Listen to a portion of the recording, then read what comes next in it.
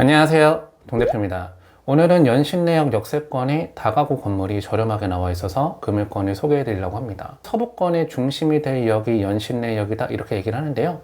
연신내역에는 어떠한 개발 호재가 있는지, 경매로 나온 물건 권리관계와 가격은 어떤지 지금부터 같이 분석해 보도록 하겠습니다.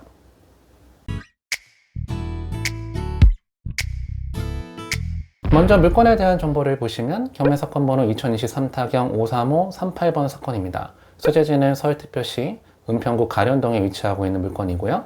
물건 종별은 다가구 주택이고 토지 면적은 46.49평, 건물 면적은 101.33평 정도 되는 물건이 최초의 관장평가 금액 약 16억 정도에 나왔다가 지금 3회 유찰돼서 8억까지 가격이 떨어져 있는 물건입니다.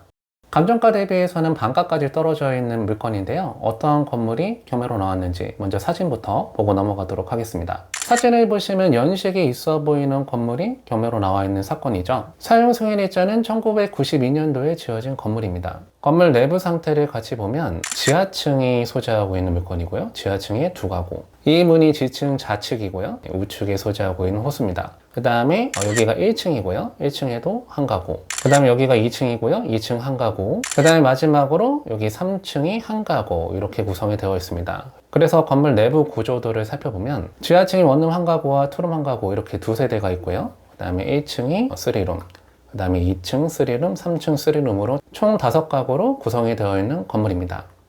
다가구 건물을 사실 때는 반드시 확인해 보셔야 되는 서류가 건축물 대장인데요. 지금 현재 용도랑 건축물 대장상 용도가 다를 수가 있기 때문에 건물을 사실 때는 반드시 건축물 대장을 확인하시고 구매하시는 게 좋습니다. 해당 물건의 건축물 대장을 같이 한번 살펴보도록 하겠습니다. 건축물 대장을 살펴보면 일단 위반 건축물로 표시되어 있는 상황은 없는 건물이고요. 주 용도를 살펴보니 단독 다가구 주택으로 되어 있고 5가구로 되어 있죠. 실제로 이용하고 있는 용도와 건축물 대장상 용도가 일치하는 물건이죠. 다만 건물 2층과 3층에 제시의 건물이 있죠.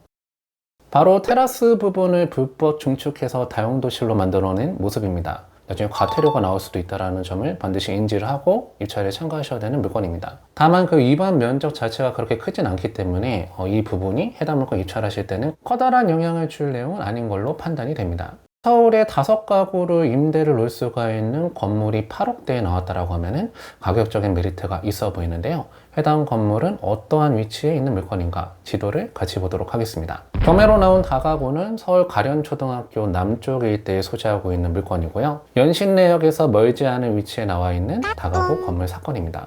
이 다가구 건물을 여러분들이 관심 깊게 보셔야 되는 가장 큰 이유는 바로 연신내역이 개발 호재가 풍부하다라고 하는 내용입니다. 일단 연신내역은 지하철 3호선과 6호선이 지나가고 있는 더블 역세권인데요. 앞으로 GTX에 대한 개발 호재가 많은 역이 연신내역이죠. 우선 연신내역의 가장 큰 개발 호재는 바로 GTX A 노선이 연신내역에 들어선다라고 하는 내용입니다. 그 다음에 향후에 먼 얘기가 되긴 하겠지만 나중에 GTX 2노선이 개발되게 되면은 그 GTX 2노선 또한 연신내역에 정차를 하게 계획이 되어 있습니다. 나중에 서울의 서부권에서는 중심지가 될 수가 있는 역이 바로 연신내역입니다. 그러한 연신내역과 접근성이 좋은 다가구 물건이기 때문에 미래 가치가 좋다라고 볼 수가 있는데요.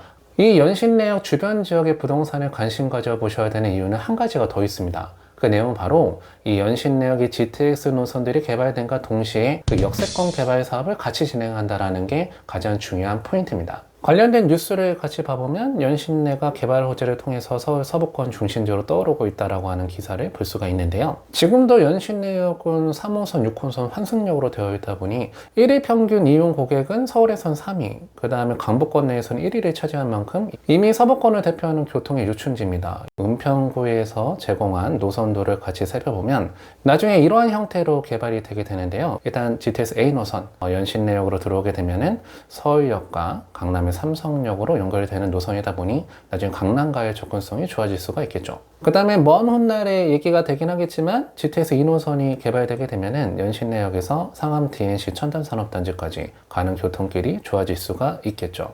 그러한 연신내역 인근에 다가구 건물이 3회 유찰돼서 지금 현재 반값에 나와 있기 때문에 가격이 저렴해 보이지만 사실은 감정평가 금액이 좀 고평가가 돼서 나온 물건이기 때문에 지금 8억까지 떨어졌다고 하더라도 주변 시세보다는 그렇게 가격이 싼 물건은 아닙니다. 감정평가 금액을 보면은 토지 평당 가격 기준으로 했을 때 거의 평당 4천만 원 가까운 금액으로 감정평가가 잡혀서 나왔는데요. 해당 물건 주변 건물의 시세를 같이 한번 살펴보면 바로 인접한 위치에 건물이 3개가 매물로 나와 있는데요. 먼저 이 시유 편의점이 들어와 있는 상가주택 건물은 35억에 매물로 나와 있고요. 토지 평수는 약 78평 정도 되는 물건입니다. 평당 4천만 원이 조금 넘는 가격이고요. 그 다음에 위쪽으로 토지 면적이 약 38평 정도 되는 상가주택이 이제 13억 6,500만 원 정도, 이것도 평당 4천만 원 정도 나와 있고, 그 다음에 해당 물건 바로 남쪽으로 토지 면적 25평 정도 되는 상가주택이 9억 8천만 원이 매물로 나와 있습니다. 이 건물들은 2차선 대로변에 위치하고 있는 건물들이고 상가주택 물건이기 때문에 경매로 나온 물건보다 가치가 더 나가 보이는 그런 물건인데요. 이런 물건들도 토지 평당가 4천만 원 정도 수준의 매물로 나와 있는데 경매로 나온 다가구는 그 대로변 이면에 소재하고 있고 용도도 다가구 주택으로 되어 있으니 평당 4천만 원의 감정평가를 잡은 거는 좀 높게 평가된 그런 감이 있죠. 그래서 감정가 대비로는 3회 유찰돼서 반가까지 떨어진 건 맞지만 이 대로변 이면 쪽은 토지 평당가 3천만 원 이하로 형성되어 있는 걸로 판단되기 때문에 이 차의 가격 산정하실 때 참고해서 이 차를 참고하시면 좋겠습니다.